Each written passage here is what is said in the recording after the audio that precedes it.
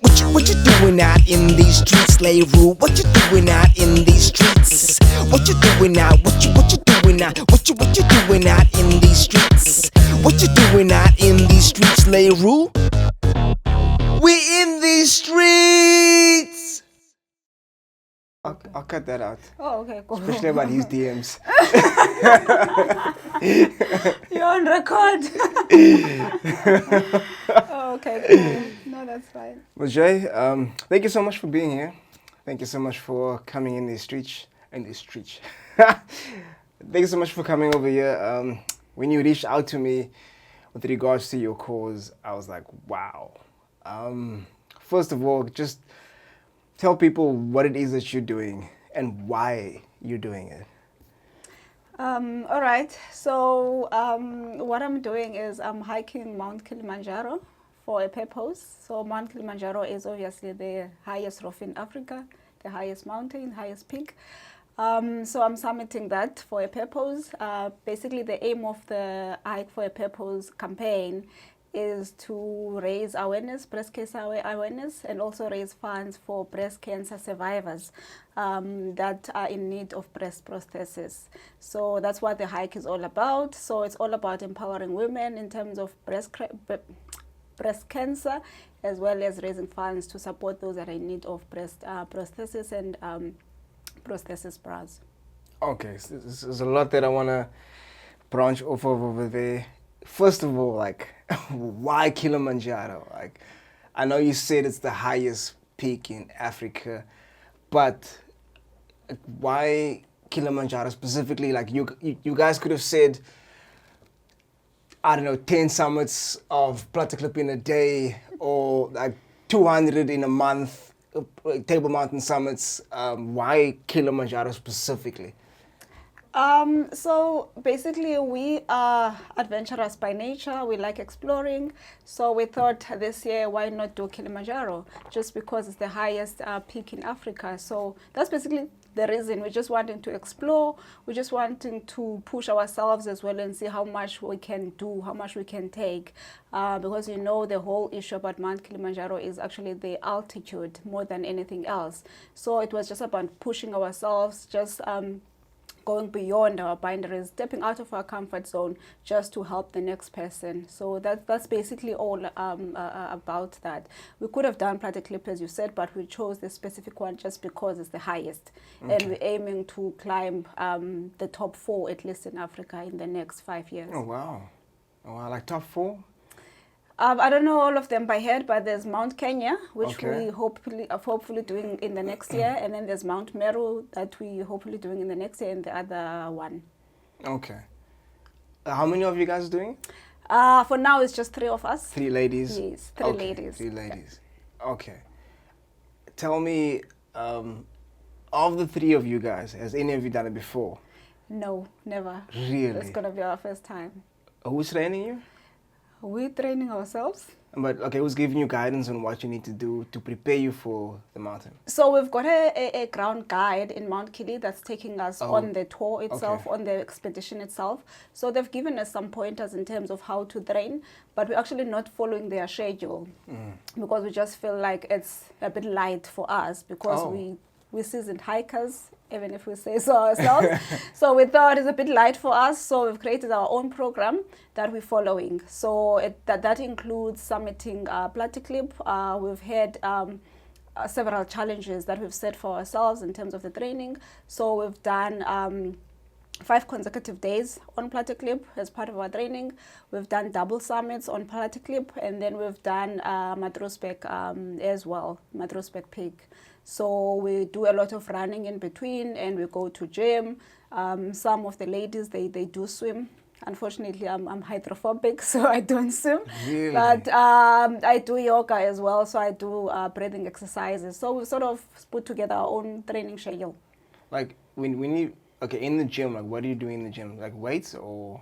So it's mostly cardio. Okay, so it's and then cardio. We'll do other things in between. Okay. Yeah, okay. a bit of this and that. Have you spoken to Ahmad Jackson?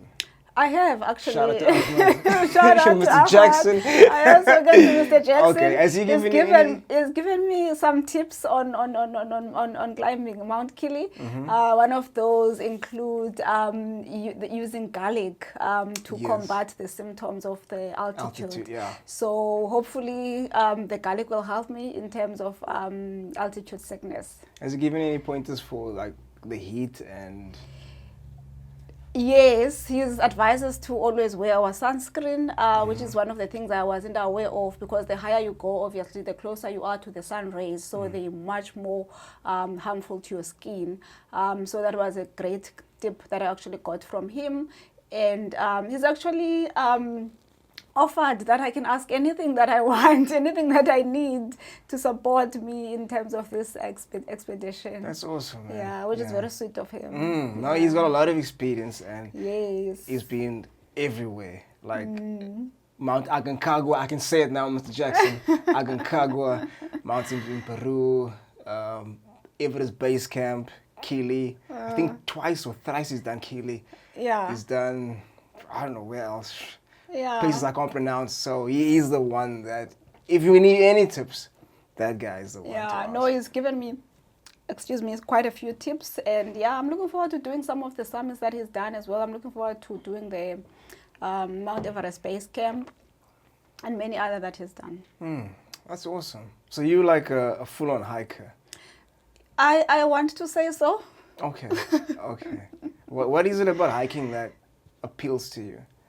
So for me, it's all about being out in nature, being one with nature, and just taking some time to be out there and just relax and enjoy the views. I mean, the hikes that we do, we see the most beautiful views that you'll never get to see, even from a helicopter. They're just too beautiful. So it's just that for us, as well as the fitness that comes with it as well. I think the view is better when you've earned it. Yes, that satisfaction at the end of it people all. who take, like, let's say, if there's a cable car facility available, it's not the same. You don't appreciate it. It's not the same. It's not. You don't. Not. It's just, are you there? Go back down with a cable car. It's not the same. It's not the same. It's not the same. I can relate to that. That's for sure. Okay, so breast cancer awareness. Okay. Why this specific cause? Like, is it something that's personal to you? Really? Are you a breast cancer survivor? Yes, I'm a breast cancer survivor myself. So I know it all. I've been through all the trials and tribulations of the disease. So that's why for me it was like the best cause that we can summit for. Out of all the causes, we could have done something towards a poverty reduction, or anything that we wanted to do, but we chose this specific cause because for me it's very close to my heart. Sure. How long ago did you have breast cancer? That was about 4 years ago. Easy. Yeah, so it's been a while. How long was the battle? It was just over 6 months. Really? Just over 6 months, yeah. Okay, wait, go back 4 years, right? Take me through the first time you started seeing symptoms or you noticed something was off and going to the doctor. Just take me through that. So I was on a hike. I'm a hiker, I told you. So I was on a hike with a group of, it was the 4 of us, 4 ladies. The same 4 or the same? No, okay, completely different group. Completely different group. So those ladies were 2 were from Joburg, 1 from Durban, we were friends. So we were on a hike on the Outeniqua. So we did the Outeniqua Trail, 5 days out of the 7. And on the 5th day, just when we finished with our hiking, we were back to civilization, enjoying the nice warm shower. Then I just felt something on my breast. It was just too hard than normal. So it was just on the one side. So I thought something is off here, and it's unusual for me. You know, when you're PMSing, you'll get the symptoms, there'll be this and that, but that was just different. And I knew that something was up, and I just approached the ladies. I said, ladies, there's this. I don't know what it is, but just feel it. It's just a bit strange for me. So they felt it. They said, no, it's going to disappear. It's nothing. Maybe it's because of the exhaustion from the hike and all of that. So they just dismissed it. But they said, you must just have it checked just in case it's something. But don't worry about it. So immediately when I got back to Cape Town, I went to my doctor. So she was very worried because it was like a red flag for her as well. So she referred me to a specialist, and I went through the tests, and I went through about 3 tests, and then they confirmed. So I first went for the mammogram, and they confirmed, but they needed to run some tests just to make sure, and also to check what stage it was at the time. So I went for another test where they put a needle. They actually cut a piece of your skin out, and then they send that to the lab and they test it, and then that's like the final confirmation. So I went for that, and then the results came back. It confirmed that it was indeed cancer. And after that, it was going to be surgery, and it was the cancer was growing so quick that they had to do something very quick. So they said, we can't do anything. You need to go straight for surgery because it was growing so fast. Sure. What stage was it? It was stage 2, Really? but the rate at which it was going, it was unusual for the doctors as well. Yes, because for stage 1, nothing happened. I saw nothing, but at that time when it was discovered, it was already on stage 2. So before that day in the shower, you felt that lump. Nothing. You had no symptoms. I nothing. didn't feel anything. No symptoms. Nothing. That's crazy. Absolutely nothing. That's crazy. Yeah. Sure. So there wasn't like a small and grew. So it was just. No, the whole breast was just hard. Whoa. All of it. So is it? So okay, I always thought it's like a little lump. It depends. It depends.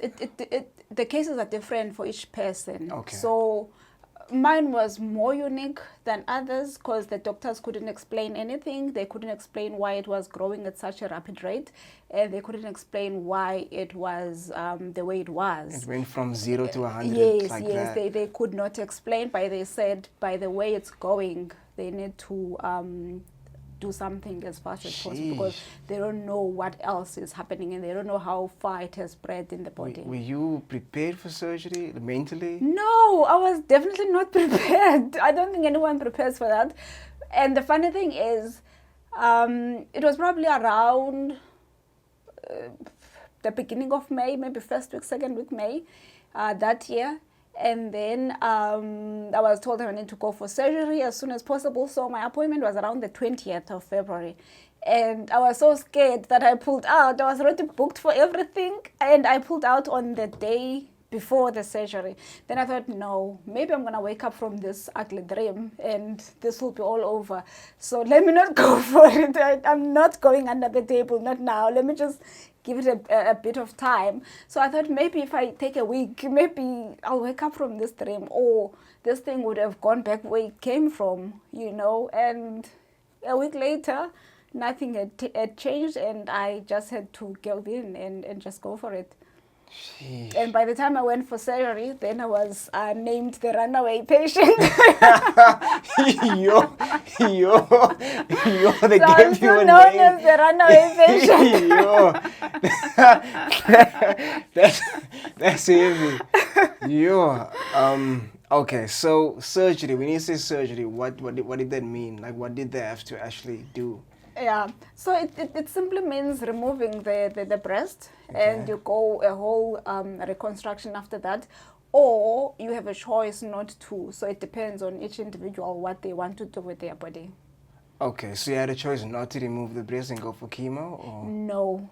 In my case, I had no choice. Okay. I had to remove the whole thing because Okay. it was growing at such rapid rate. Wow. And it was all over the breast. It was not wow. on a specific part of it. It was not just a lump where they could treat the lump through any other form of healing. So they had to remove the whole thing because it was just growing very fast. Sure. That's a decision. That's a... See why I ran away the first time? Like, wow. Like, how did you feel when you had to make that decision? Like, what was going through your mind? The emotions. Did you speak to your family? Did you speak to friends for help, like, or for advice, or what? So a lot was going through my mind. I think when I discovered this, I was with my sister at the doctor's, and what went through my mind, the first question I asked myself was, but God, why me? You know? And then I thought about that. Then I had another question.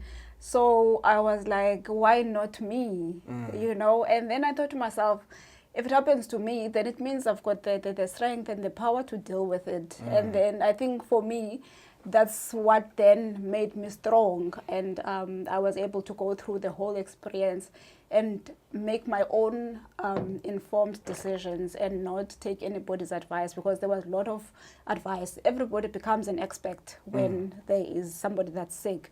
Then everybody knows something that you need to do. But I was able to just take those independent decisions for myself. Sure. Whew.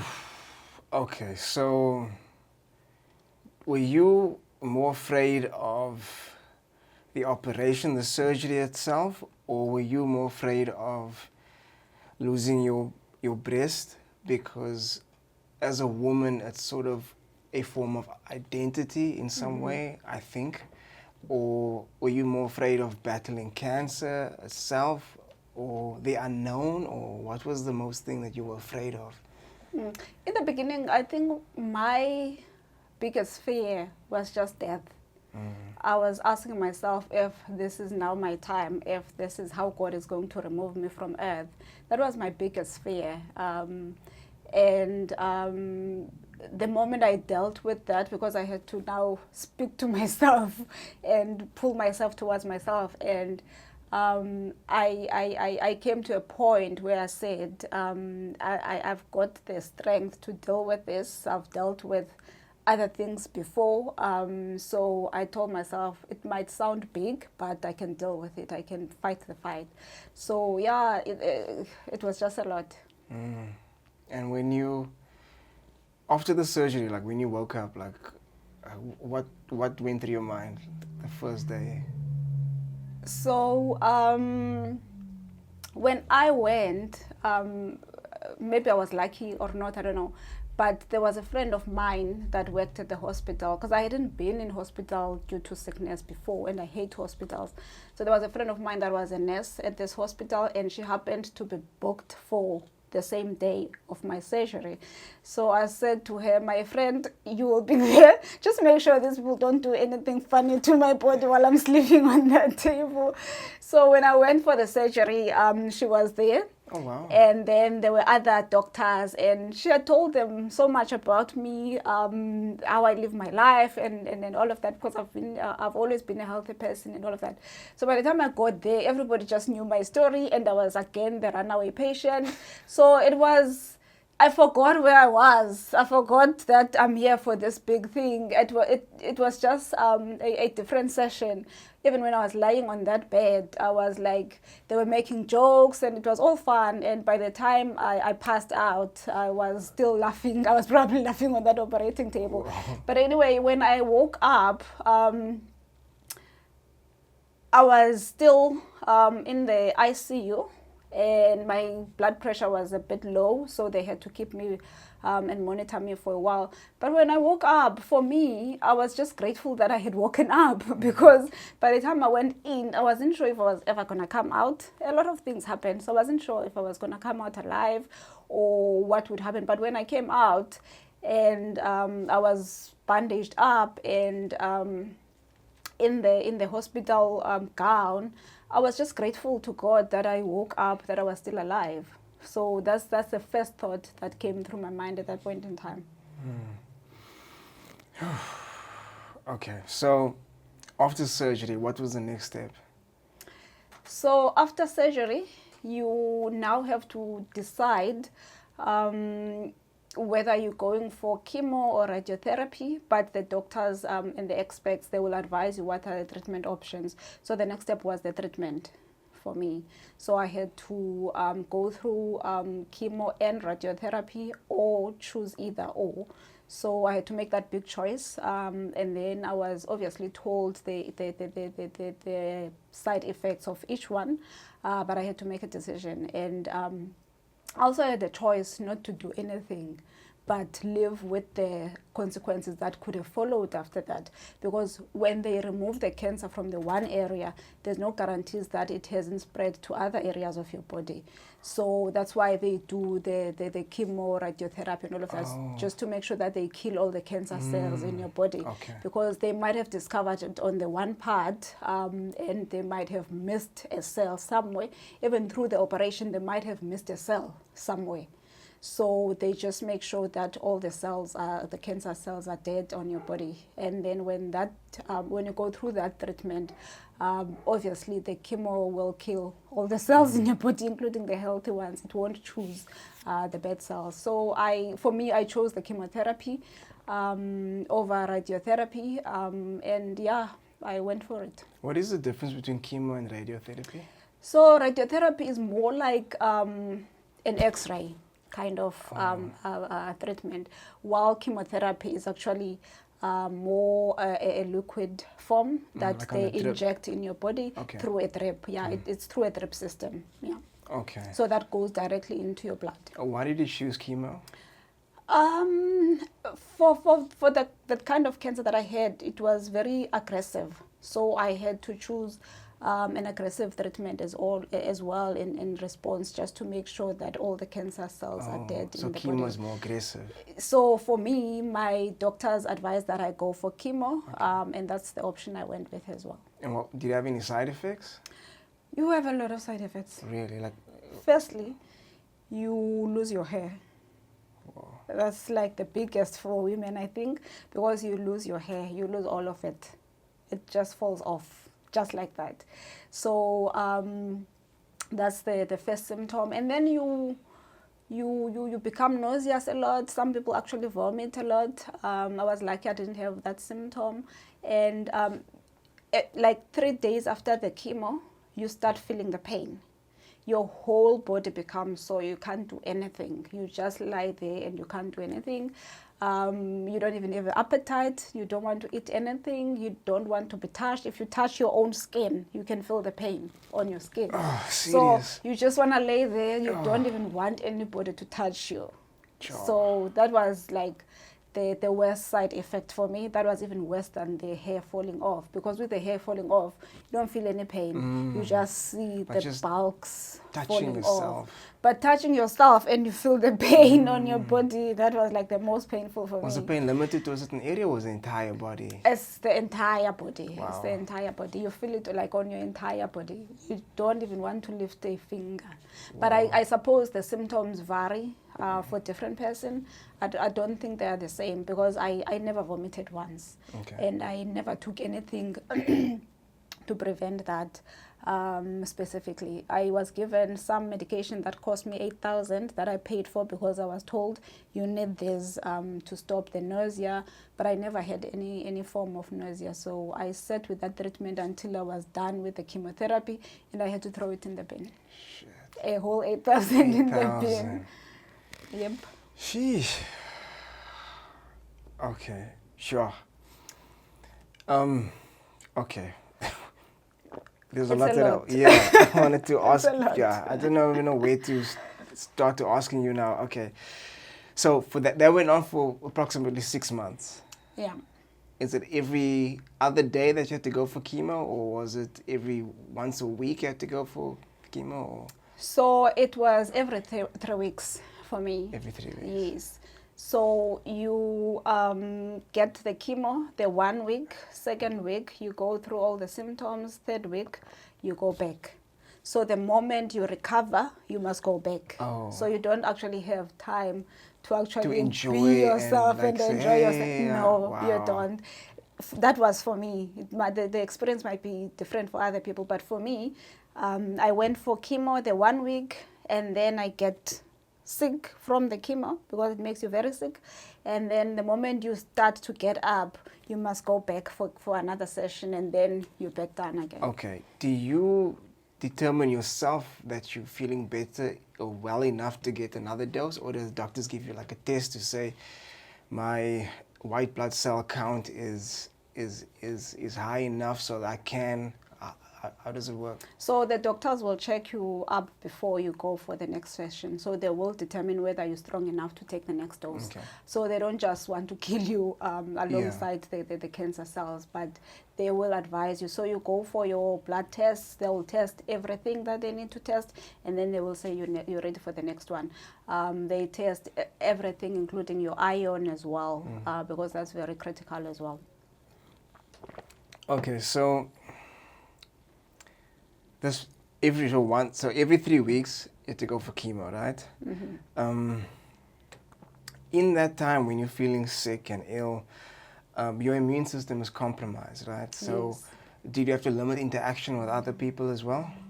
So your immune system is compromised from day one of surgery. So once you're done with the surgery, your immune system is already compromised because you lose a lot of blood, obviously. So I had to go through all of that. Okay, so were you careful around other people? Yes, I had to be very careful around other people. And then the worst thing for me was that was in 2018. And then 2019, COVID came. My immune system was still compromised, still very compromised. Oh, was it in that period?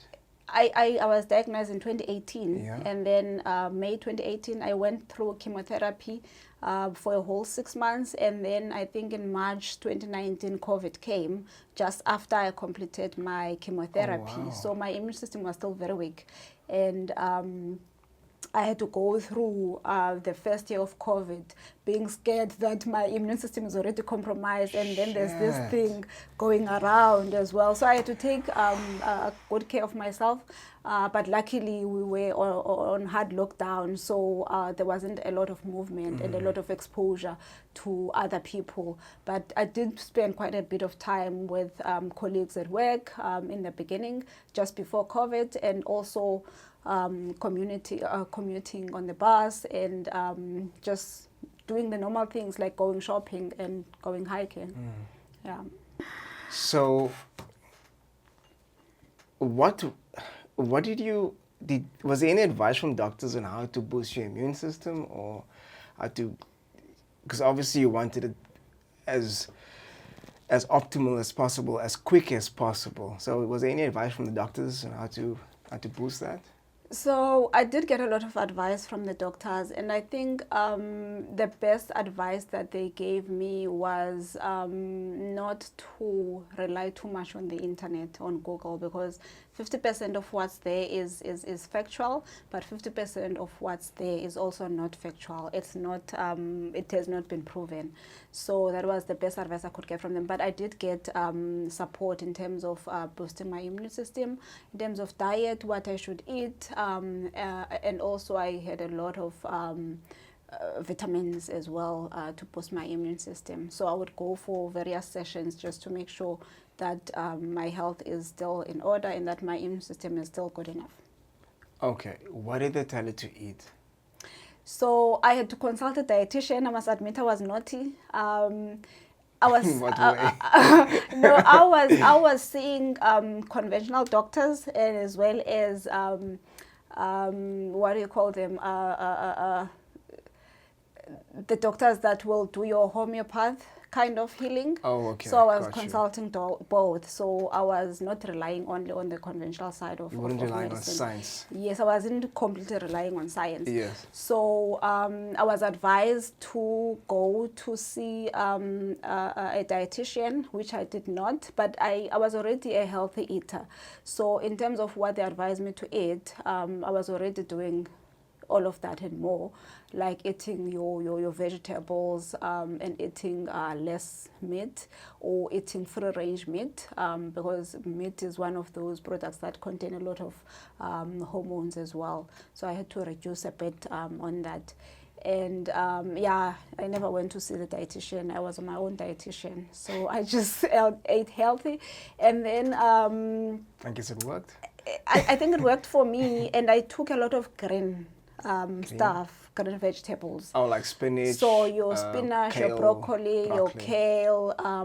So my diet was mostly green. And is that for the iron? That's for various nutrients. Okay. Your vitamin C as well, because your broccoli has vitamin C. It's for the various nutrients that your body needs. And also the green vegetables do not have, the alkaline, so they do not have acid, because some of the things that makes that contribute in cancer is acidity. So really? yes, so you must just be very like careful tomato, of your pineapple. acid. I had to avoid all of those because the acid in your body actually feeds cancer. So cancer thrives on an acidic body. Holy shit. So yes, you must watch your acid levels on your body. Wow. So the more green you eat, the better. The better your alkaline levels. Yes, because then you keep your system on that alkaline state. Okay, just before I buy into this, was that homeopathic medicine or was that science that told you that? It was actually both. It was really? actually both. Yes, And they both confirmed this is the same literature. Yes, okay, yes, got you. So I would do everything that both schools of thought recommended, and then with other recommendations, I would go with my gut feel, basically. Yeah, whether to go with conventional medicine or the other school of thought. Okay. Wow. Okay. Thank you for that tip. Okay. Because pineapple is one of my favorite fruits. But it doesn't mean that you must stop eating your pineapples. Okay. Remember, no two bodies are the same. Some people are blood type A, blood type B, or whatever. So it basically depends on your blood type, I suppose. I'm not sure, but I think it depends on your blood type. So your acid levels will not be the same as someone else that's in a different blood group. True. So there are some people that will they will benefit more from pineapples than others, you know, and then for others, the pineapple would actually be harmful because it's got that acid. Like for me, I shouldn't eat a lot of pineapples because my body is already too acidic. Okay. So I have to take it easy on the pineapples. I can't eat pineapples every day. While for someone else, they can eat it every day because it's a good source of vitamin C for them or whatever vitamins it may contain. So no two people are the same. So if pineapples work for you and they don't give you heartburn, then go for it. I've actually been eating raw honey for fruit now. Okay. Yeah, from a beekeeper. Okay, so okay, like that's nice. Yeah. You must give me a recommendation because I don't do sugar anymore. I do honey. Oh, really? Yes. That's good. Either I go without sugar or honey. Because I don't know if you know this, but a lot of the honey, most of the honey in stores is laced with corn syrup. So it's not actual honey. It's not pure honey. Yeah, so when I found that out, I got hold of a place where I could buy, like from a beekeeper. Yes. No, I also did the same because sugar is also one of those that contributes to that cancer thrives on as well.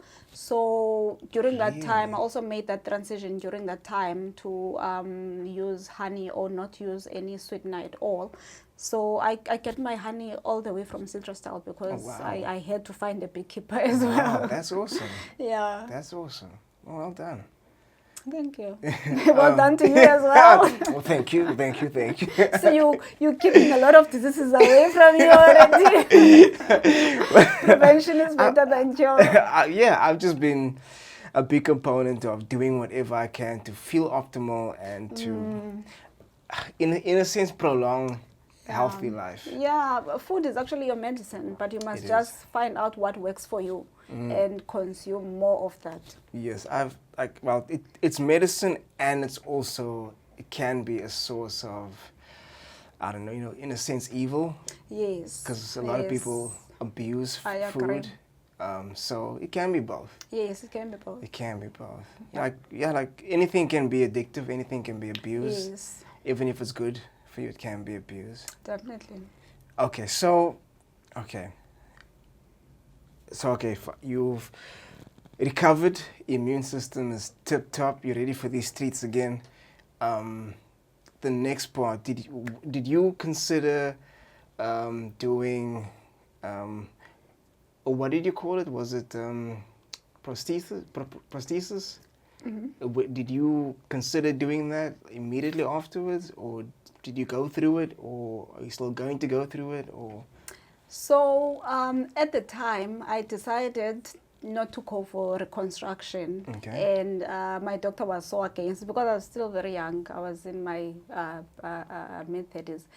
And they just couldn't understand why. They said, no, you're still too young. You're still going to get married. You're still going to meet people. You still want to be in your bikini, you know, all of those things. So I said, no, it's my body, and I choose not to put any artificial product in my body. Oh, wow. And for me, that was my decision. And I said to them, no, I'm not going through with it. I went for advice, expert advice. I met with different surgeons just to get advice, and I made my decision at the time. Okay, so you didn't want to go through it at the time. Are you planning to go through it?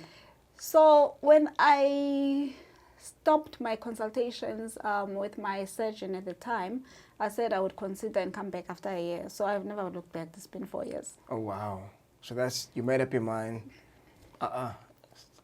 this is me now. Yes. You've accepted this is the new you. It's the new me. It's the new me. And whoever is on my side, they'll be on my side. Whoever is not, they won't be. At the end of the day, it's my body, my decision. Yeah. Yeah. Did they tell you like the cause of, like, besides now the acidic foods, like did they tell you any other cause, and the sugar obviously, but what, is there anything specific? Because there's a lot of cases, like, not just like that I've heard like in social media, but people that I know, you know, that also were affected by breast cancer, who've gone through breast cancer, that all were cured, and then a few years later it came back, and then she eventually died after a long battle. After it came back in her bones, and then it affected her brain, and then she eventually passed away. Yeah, I've heard such stories. Sure. It's, I mean, I even dated someone who was a breast cancer survivor as well.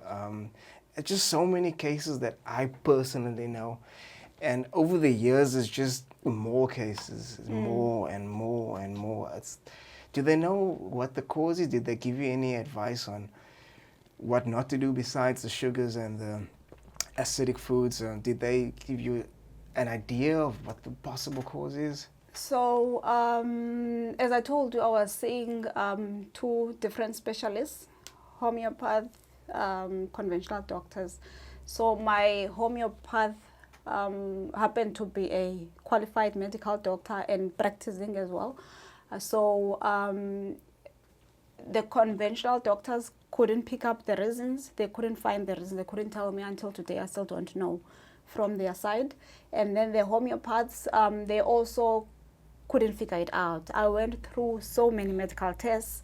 They even tested copper on my hair because they wanted to find out the reasons why this happened to me at such a young age.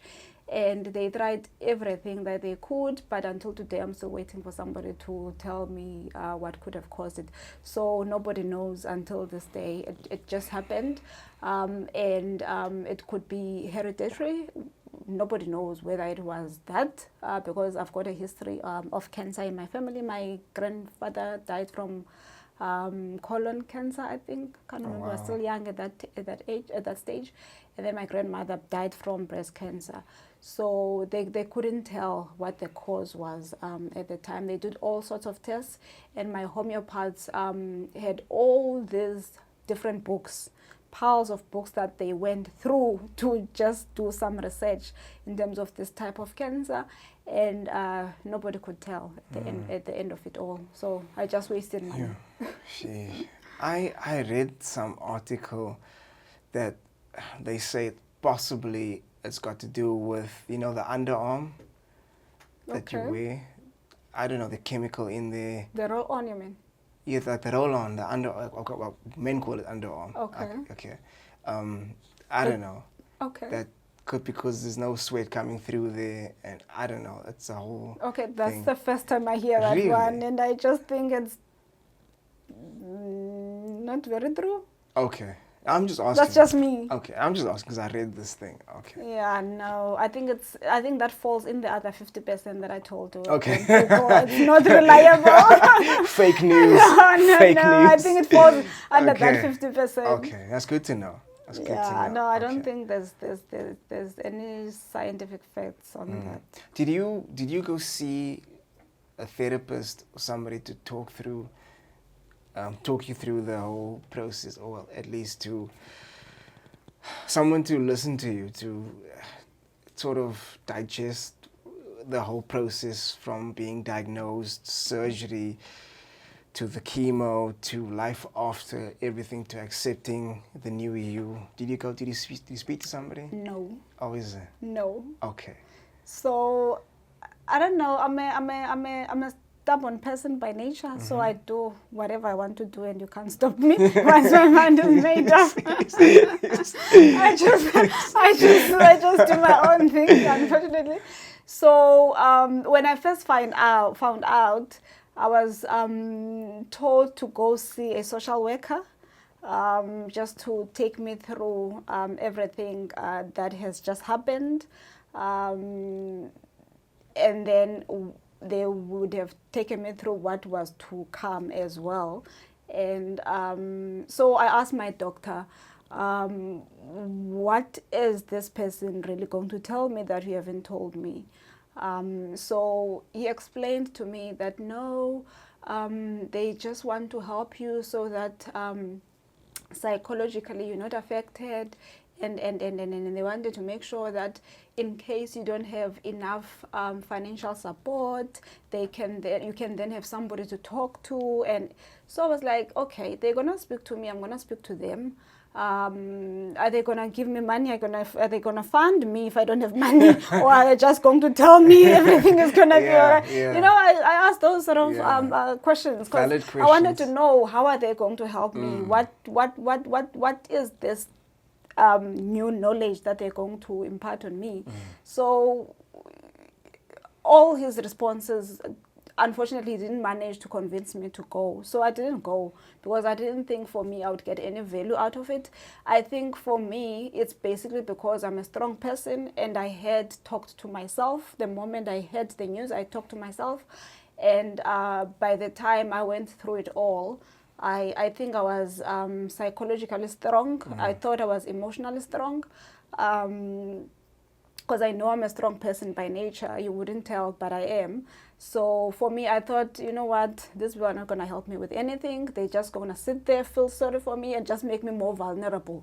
So I thought I don't need any more vulnerability than what I'm already going through. So yeah, that was it. And then my doctor would ask me every time, are you able to sleep at night? Do you have enough sleep? Do you want sleeping tablets? So my answer would be no. I'm like, no, I sleep like a baby. I don't have any sleeping issues. I don't need sleeping tablets. Every single time I ever went to see my oncologist, he would ask me the same question. Every time I went to see my homeopath, same question. So I'd be like, will you stop asking me this question? I do not need this psychological help. I am fine, I'm okay. So no, I never went for any of that because for me, I felt like I could manage this. And I think at some point I had told myself that if this is how God wants to call me, then so be it. I just reached that point to say, if this is my way of departing earth, then so be it. But if I'm going to survive, then I'm going to fight this and I'm going to survive it. So for me, there was just two ways. Either I'm going down or I'm going to get through it all. And I think for me, having asked myself a lot of questions, a lot more questions, and having responded to myself, provided me with all those answers that I was seeking, for me, there was just no point of wasting my time and wasting my money seeing all those people. Like, But I would definitely recommend it for somebody that needs it, for somebody that knows that they can't really deal with this, because I've seen people that were vulnerable to such a point that they do need to see a specialist to help them. They do need to see your social workers or your psychologists. They are people that really need that. So it's not to say that it's wrong or people shouldn't do it. I would really support people to do that. yeah, I guess we're all because different. It's not easy. We're all different and we all have different needs, and Yes. somebody might experience darker times and go through a state of depression, and Yes. maybe they don't have the same support as you do. Maybe they're all alone, Yes. and they have no family or friends or whatever the case may be. So yeah, it all depends on that particular person's situation. Depends on your background as well. Yeah. You know, some people grew up with mothers and fathers, and they grew up with the whole family support, so they're not used to being alone or going through a vulnerable state on their own, so they can't do it on their own. They need that support system. But more than anything, they need that psychological help, because even families, in some cases, they have to go for that psychological support as well, because it's not only the person that's going through this, it's the entire family. That's because they have to support you, and it might be difficult for them as well to support you, because they're going through their own struggles in life. So your whole family might even need to go for that professional help. Okay, the reconstruction, how much does that cost? Like, obviously cases differ, because it might be like, in your case, only one breast was removed, and in some other cases, it's a double mastectomy, right? Yeah. So, in some cases, it might be part of. Oh, is it? Yeah. Okay, so how much does this operation cost? I actually don't know how much it costs, because I knew that I wasn't going for it, so I wasn't even interested to know how much it cost. Oh, really? Yes, and I didn't care to research it as well. So I really don't know how much it costs, but what I do know is that it's quite expensive. And this is obviously not covered by medical aid. It depends on the various medical aid options. With my medical aid, it would have covered it. Oh, wow. So it would have covered it fully, because I've got an oncology benefit, which specifically looks at such a condition.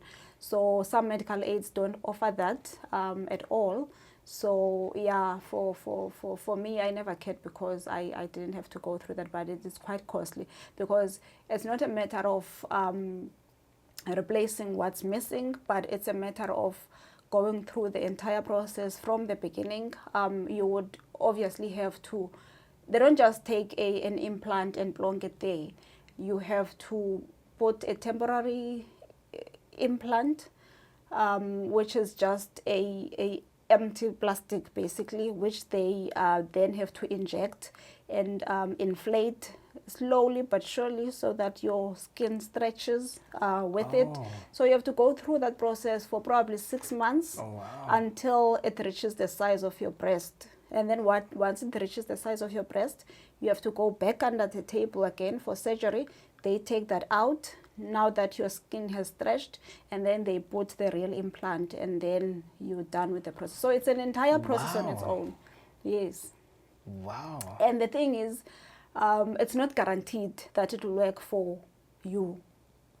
Each case is different. For some people it will work, for some it won't. So you'll go through all that trouble just to find out that it won't work for you. With some it will work, but it will work for 5 years, 10 years, 15 years. For some it will work a lifetime. It depends with each individual. Wow. So different people react differently. I had no idea it's that. It's quite intense. A process. It's quite a process. It's not as simple and straightforward.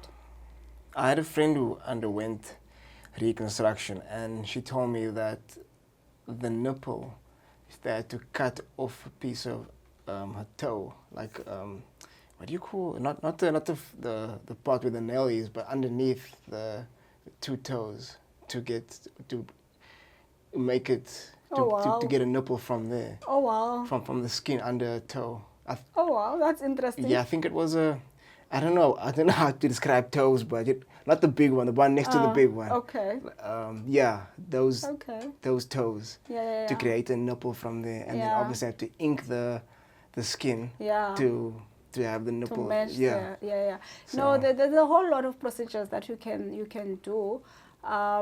They can also, if you have enough flesh, if you're thick enough, they can cut your own skin to replace the implant. So instead of having an implant, you have your own skin on the boob area. So they can cut your bum, your thigh, or on your stomach, I think, if you have enough fat. But unfortunately for me, I didn't have enough fat. Look at you out, you're flexing. I didn't have enough fat. I didn't have enough fat. They had nowhere to cut. Look at you out, you're flexing. That was the one time I felt like if only I was fat enough. I found a little bit thick. You know, I was like, you know what? If only I was fat. I shouldn't have hiked so much. I shouldn't have been so healthy, you know. And I was not so healthy. I would have some flesh to spare. Yeah. So there's a whole lot of procedures and things that people can do. There's a whole lot of options as long as you can afford it. Yeah. Wow. Okay. So the three of you, right, who's doing this. It's actually 5 of us. I'm being unfair to the gents. Yes, it's 3 women and there's 2 look at you throwing shade on the men. I'm so sorry to the men. Why are you not showing love to the fellas out here? I'm so sorry to the gents. Also supporting your cause. It's the 5 of us, yes. Yeah. Okay. So 5 of you. Out of the 5, 3 of you are women, right? Yes. These 3 ladies who are joining, the 5 of you, have they also had breast cancer? No. No, okay. No. You're the only one out there. They have no clue what it means. Really? Yes. Okay, whose initiative was this? It's our initiative. Okay, no, but obviously one person to say, you know what, guys, let's go to Kili. I have a cause. Let's do this. It starts with one person. So, it's a long story if I were to give you the background. We have time. I don't know about you, but I have time. I was gonna hike Kili in 2019, actually. Okay. And in fact, I was gonna hike in 2018. Okay. The same year that I had the breast cancer, wow. I was gonna hike Kili. So because this happened, I couldn't, and then we postponed to the following year. That was with a different group of ladies, and then we couldn't hike in 2018. Postponed to 2019, and then in 2019 COVID came and we were supposed to go October that year. We couldn't go because COVID had hit, and then we postponed to 2020, the following year, and mango went down.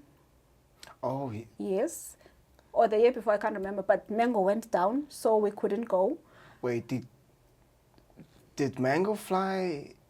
Yes. Internationally? It flew to Tanzania. Really? Yes. Okay, I didn't know that. Yes. Okay. No, it flew to Tanzania and a whole lot of other African destinations, I think. Wow. Yeah, but our flight was with Mango because it went before it went down. So we couldn't go. There was also COVID in the mix. And then we planned to go in 2022. And I was then enrolled for a postgrad, so I couldn't go because of that. And then we postponed from October last year to February this year. So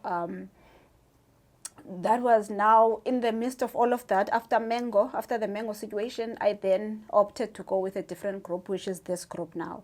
So it was all our idea to go to Kili. And then I thought, why should we just be hiking just for the fun of it? We could be changing somebody's life. We could be supporting somebody. We could be contributing and making a positive impact out there. So I shared the idea with the ladies and they bought into it. Shared it with the gents and they bought into it. So that's why we're now doing it. So one of the gents, I have to ask, is a Sandile. No. What? No, it's not. How is he not knowing? You know what his problem is? Remember, he's the bullet. Okay. He's the king of Plateklip Gorge. So where the name Bullet comes from, you know that is the fastest Yes. amongst many. So he cannot walk slow. Now in Kili, you have to go slow. They call it pole pole. It's pole pole is slowly in Swahili. Okay. So he hates walking slow. So he cannot do Kili, he says, because so we can't adapt to a slower pace. No. But it does when he hikes with me. This is why you're only the bullet and not the goat. this is why I keep telling you this. There's levels to this, Sandile. There's levels. If you wanna be the goat now, you know what to do. Okay. Okay. I really thought he would have joined, but no. I did ask him if he wanted to join but no, he said no. Too slow for him. Yeah. Okay. All right. We still want to do a podcast with you, Sandile. Yeah. I'll bring him, don't worry. Okay. When are you guys planning to go? So we're going we're leaving the country on the 17th February, and we are starting as in next week. Next week, this time, I'll be on my way up. Really? Yes. When did you start this whole... Like I told you before, we were supposed to go last October. Yes. So the whole of last year was just planning. We decided to postpone to February because of my studies. Okay. The summit, the expedition clashed with my block work for varsity. We're postgrad, so we postponed to February. So the whole of last year has been planning.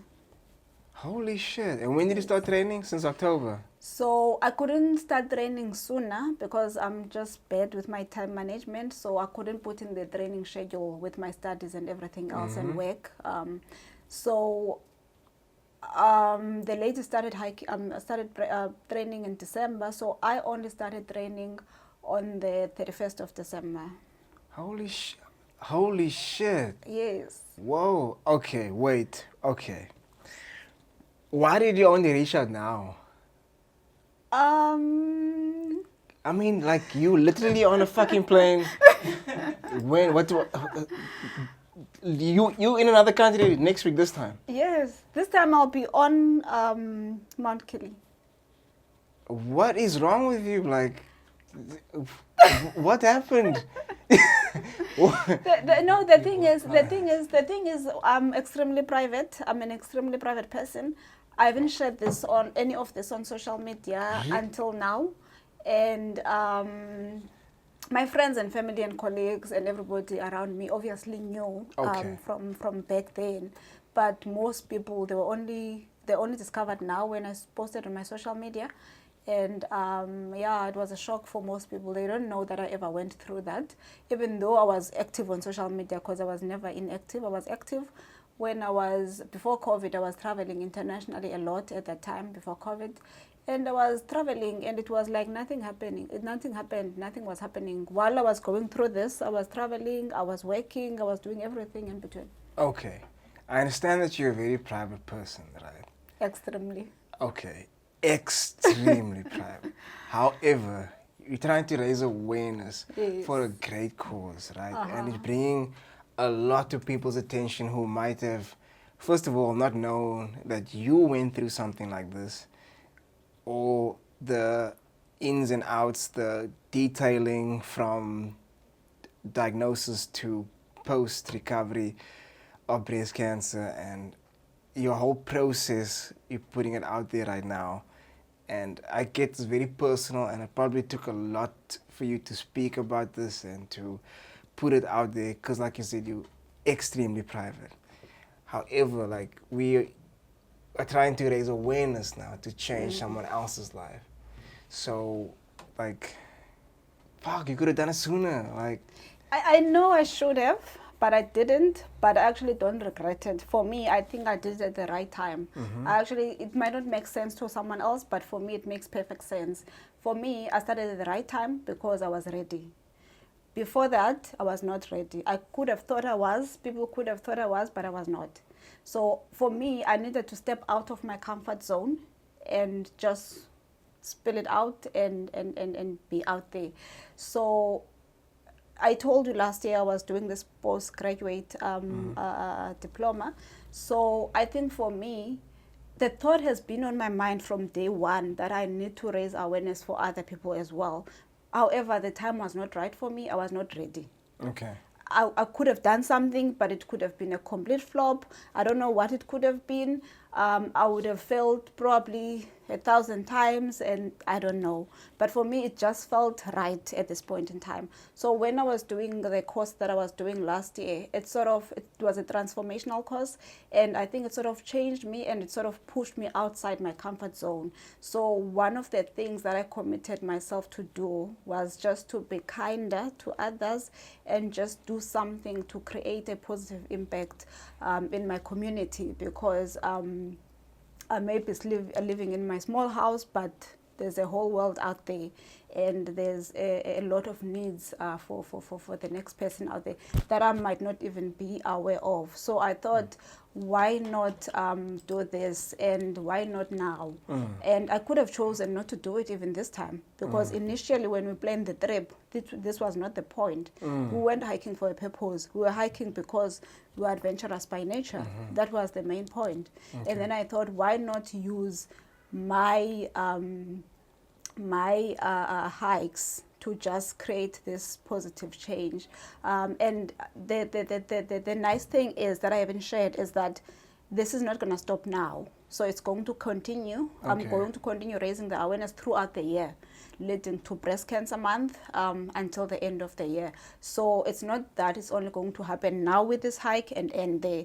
There will be other hikes, more hikes, local hikes where I raise awareness. There's somebody that has volunteered that for each hike that he does, he will be contributing. How much are you contributing? Oh, it's Mr. Sandile. I'll be contributing a certain amount towards buying the bras for the women in need. Oh, wow. So it's going to be an ongoing campaign throughout the year, and we'll see what happens beyond this year. It makes sense like that. Yeah. So I thought this was the end. This is not the beginning and the end of it. This is only the beginning of it all. Okay. Yeah. Okay, and that makes sense now. Okay. Because I thought, like, once you're on that fucking mountain, it's done. Like, okay. Yeah, no, I get it. It's not. But it just took time for me because, as I said to you, I'm extremely private. I didn't want to just put myself out there. You know, when you put things on social media, then you get a lot of questions. Yes. And you can't just ignore people. You must at least pay attention to them. And also, I'm an introvert. I don't like to be out there. I don't like to attract attention to myself. And I thought, for me, this is just gonna attract attention, and I don't want that. I don't need that. But because of the course that I was telling you that I was doing, it changed me, and I sort of thought I might be introverted as I am, but what about that person that is sitting there in need, and I'm sitting here on top of the information and not doing anything about it? How is that going to fulfill me? How is that going to make me feel in the next year, in the next 5 years, in my 60s, knowing that I sat on top of an idea and I did nothing about it? How am I going to feel then? Then I thought, for me, okay, you know what? This is the time. Let me start now. Okay. Yeah. That makes sense. Yeah. No, it's right that you did it that way then, in your own time. Yes. You being an introvert at all. I get it. No, for me it was important to do it at my own time when I'm ready. Yes. It might not make sense to someone else. People might have the same question that we have. Why now? Why so late? For me, it's the perfect timing. Okay. Whatever happens, happens. Whatever doesn't happen, doesn't happen. Whatever is meant to happen, will happen. Okay. The only reason why I said so late, because I thought this was the end of the campaign. But now you explain it to me. It's only the beginning. I get it. The same time, like you said, like when you post stuff and you start telling people about your story, they're going to comment, they're going to slide up in your DMs, they're going to do this, and this. It's good that you respond. But there's going to come a time when you can't always respond, where you shouldn't always respond. Yes, no, Because definitely. some of the comments out there in Definitely. these streets are evil. No, definitely, Okay. definitely. Okay, so just be careful of that. Definitely. No, definitely. You Okay. get a whole lot of sick people out there, so Yes. I'm able to deal with those. Okay, that's good. I'm just giving you some tips out there in these Yeah. streets, in these extroverted streets. No, I know, I'm very well aware. A lot Okay. can happen, a lot can Okay. happen, but I'm ready for that. As I told you, back then, Yeah. for me it was not time. Okay. Now it's time. I get it. So I think I'll be able to handle anything and deal with Okay. anything. By nature, I'm introverted, but I've changed over time. Okay. I've changed over Interesting. time. Yeah. Interesting. Yes, indeed.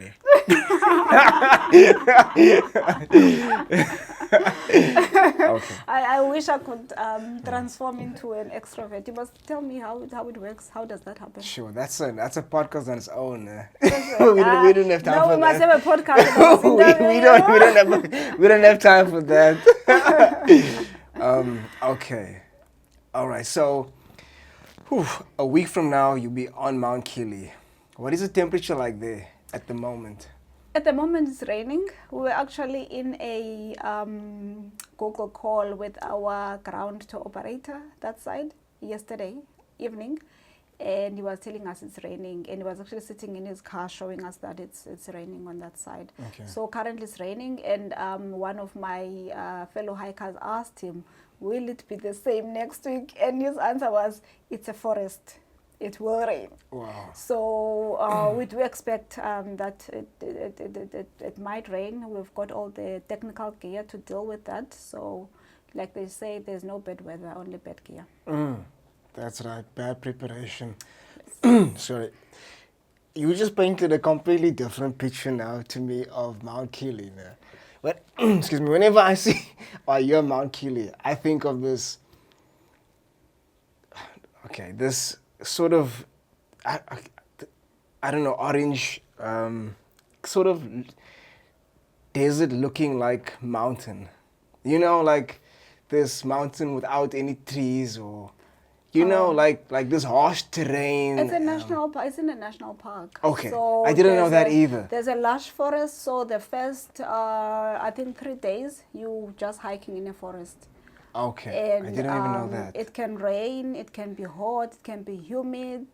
But on the last few days, it's guaranteed to be extremely cold. The higher you go up, the colder it gets. Okay. And they've got a glacier, so there's Really? that They've got a bulk of glacier? ice. Yes. Fuck, you see, You I never didn't see even it know in pictures. this. The only picture you see of Kili is the Uhuru sign where the summit point Yes. is. That's the only thing you ever see. But there's actually a nice glacier. I think it's about 300 meters away from there. But I suppose when people get to the summit point, they are already tired and exhausted. So much that they don't want to do anything else. They've summited, they've ticked the box, then they want to go back home. So they never explore the other side of the national park. But as you finish on the last few days, it's extremely cold. We've been advised to buy ski pants. We have to buy ski socks. And we have to put on layers and layers and layers of clothing. Technical clothing, so you can't just wear your warm jacket and a fleece top. You have to make sure that you have your base layers, the correct technical base layers, and then your other layers, and then your down jackets, and then your shell jackets, your rain jackets, and your ski pants especially for the last day. So it's extremely cold. It can reach up to minus 15, I think, or even higher. Okay. That just changed my whole perspective on Mount Kili. Like, what the fuck have I been seeing? Okay. You've been seeing what you should be seeing on Instagram, not the reality. No, like, so, since I was a child, I mean, you hear about this mountain, you think, okay, it must be hot. You see photos on the interweb. It does get extremely hot. No, but I didn't even know there was a glacier. I didn't know there was a forest. I didn't know it could rain over there. I didn't know it was a national park. That changed my whole perspective. I'm gonna research that now. That's so interesting. No, you need to, but follow my Instagram I and will. you'll get all the lowdown. I'll be giving you the raw detail. Will you be posting on your stories if there's reception over there? I will be posting on my Instagram and stories. There is connectivity, they say. And I think late last year they were installing some more connections, networks, whatever that is. So it should be better when we go, hopefully. Okay. I don't know. I'm not sure if it's working or not, but Okay. there is some sort of connectivity. And I see you sorted with the power bank already. Yes, I'm very sorted with the power bank. This is a massive power bank. This is probably for like a year. You got enough power for a year. I'm a hiker. Sometimes I'll overnight for 5-7 nights, so I need to be prepared. So this can last me up to 5 days. Sheesh. You can probably cook something off that, right? Like No, plug like a gas stove in there or No, something. it's not that powerful. Okay, It's not that powerful. it looks crazy. Yeah, but you can charge a couple of phones. Yeah. So you are prepared. Okay, Well take me prepared. through your backpack. Like, what's all in your bag? What are you taking along with you besides Sandile's photo? What are you taking with you? So there's quite a lot. The list that we were given, it's quite long. It's exhausting, but the basic and most important things, like I told you, it's extremely hot. You have to take your sunscreen. You have to take your sun hat. And because of the extreme cold conditions at the top, it can be cold at the bottom as well. It depends it's a mountain, so you can never predict the weather on the mountain.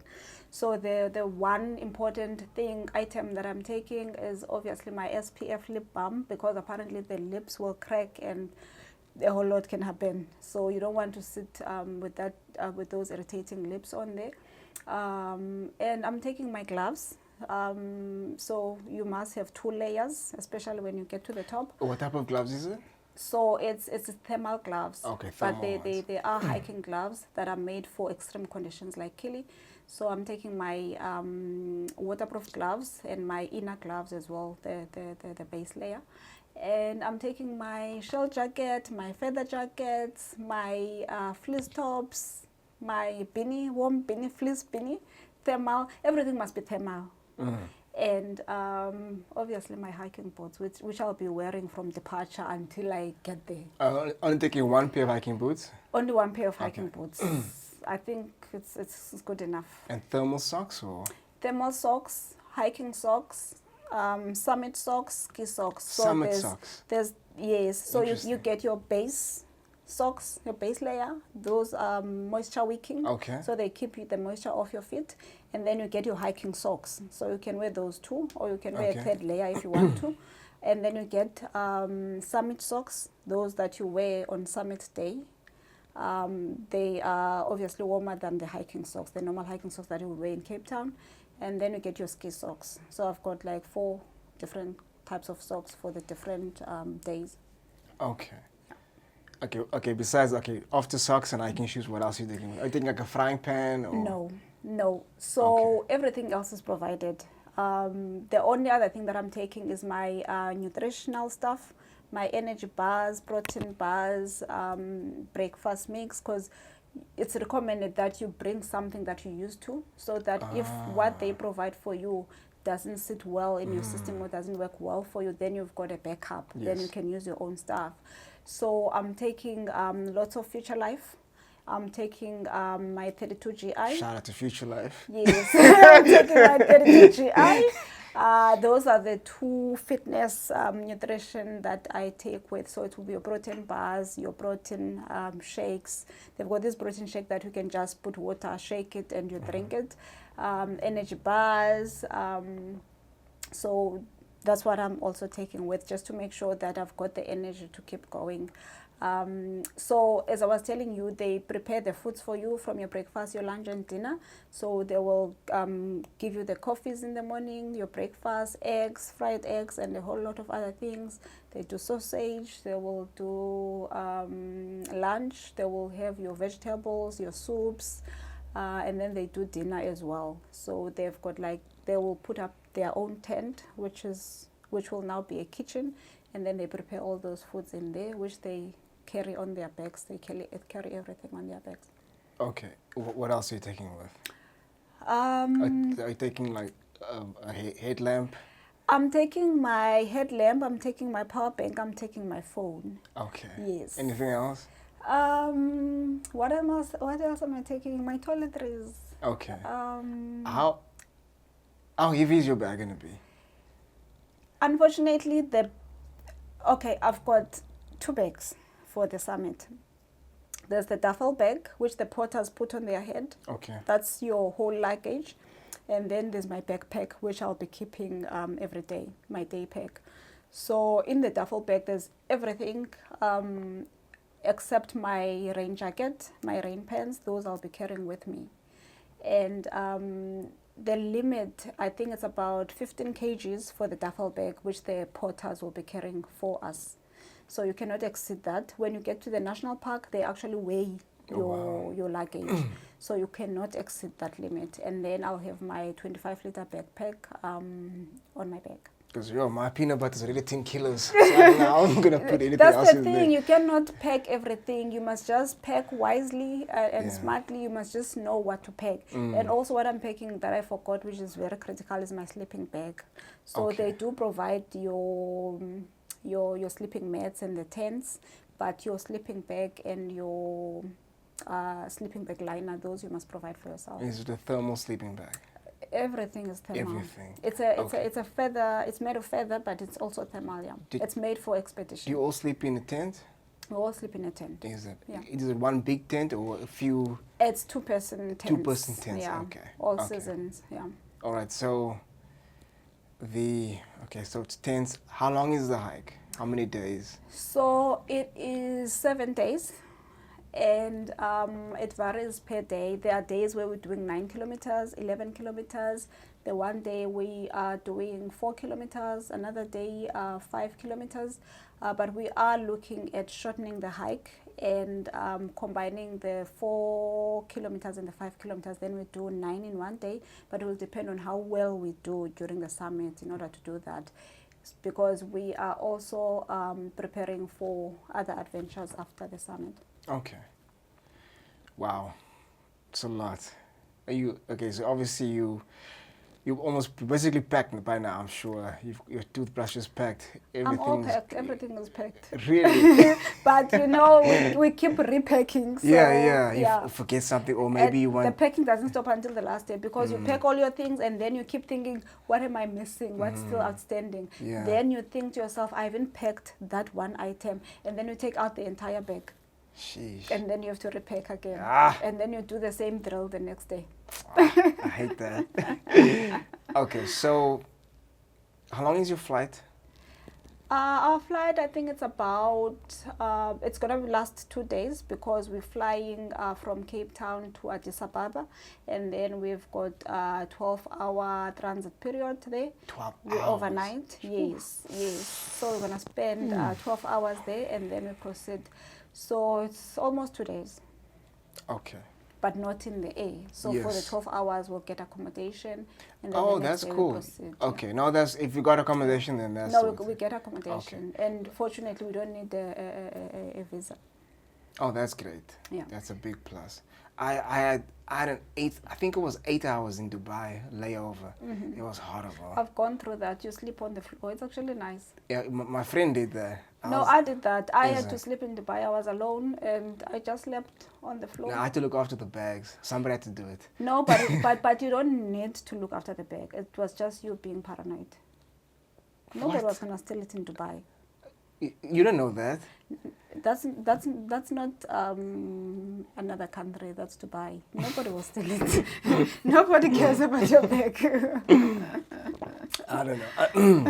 I don't know. I guess I also wasn't that tired because I slept on the flight. Okay. So I sleep easily anyway. Yeah. Anyway. All right. So, sheesh, you got a big week ahead of you. I don't know. Is Sandile gonna be okay? Is he gonna call every day? I don't know. Okay. Yeah, that's gonna be a challenging one. Where can people follow you on social media? Where can people? You see, off mic you spoke about backup buddy. You have a backup buddy as well. Give us all the information that you have where people can reach you. So people can follow me on Instagram. So it's Travel with Miss J. MISSJ. So it's Travel with Miss J. That's on Instagram and Facebook. Not very active on Facebook, but I do post through my Instagram. I'm a big Instagrammer, so they can follow me on that platform and Facebook. And to donate towards the cause, because remember we're buying breast prosthesis for the women in need and the bras as well.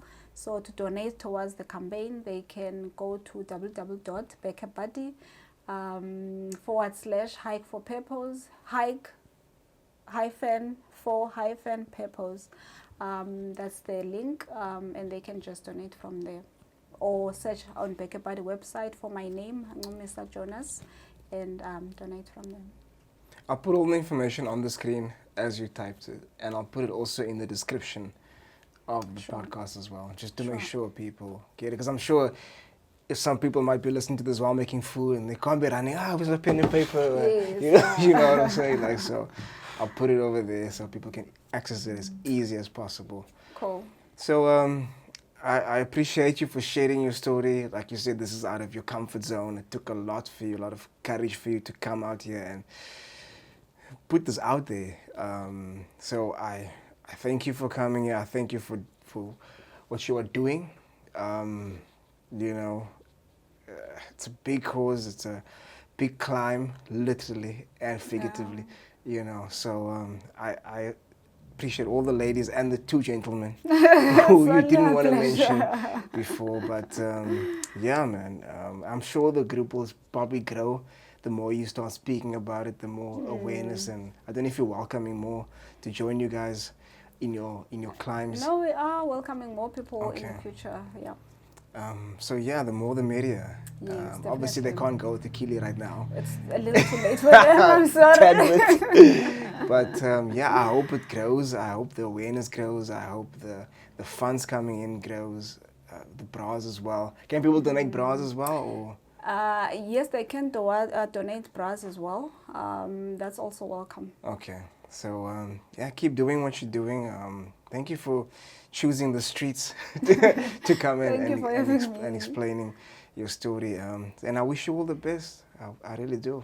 Thank you. I want to see you win, and I'm going to follow you on social media. I want to see the glaciers. I want to see the rain. I want to see the forest. I want to see what you told me. I don't know if this is real. Because you just completely changed my whole perspective, my whole childhood about Kili. No, so I'll be turning Kili upside down, like stone by stone. I like that. Or three by three.